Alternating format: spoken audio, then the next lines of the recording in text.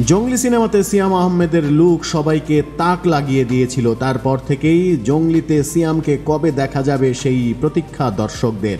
এর মাঝে জানা যায়নি জঙ্গলিতে নায়িকা হিসেবে কে থাকছেন। অতঃপর সেই সকল অপেক্ষার অবসান ঘটিয়ে জঙ্গলির নায়িকার নাম ঘোষণা করা হয়েছে।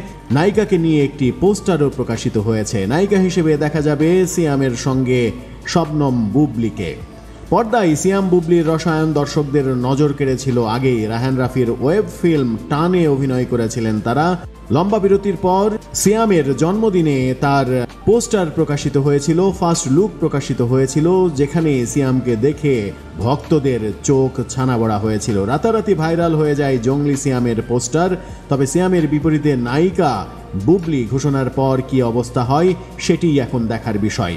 এই ছবির পরিচালক এম রহিম প্রতিক্রিয়া ব্যক্ত করেছিলেন, জঙ্গলি যে ধরনের গল্প সেই গল্পের সঙ্গে সিয়ামের বিপরীতে বুবলি বেশি মানানসই, তাই তাকেই চুক্তিবদ্ধ করা হয়েছে। ইতিমধ্যে বুবলি শুটিংও শুরু করেছেন বলে তিনি জানিয়েছেন সমকালকে। আশা করি সবাই মিলে দারুণ কিছু উপহার দিতে পারবো বলে আশাবাদ ব্যক্ত করেছেন পরিচালক এম রহিম।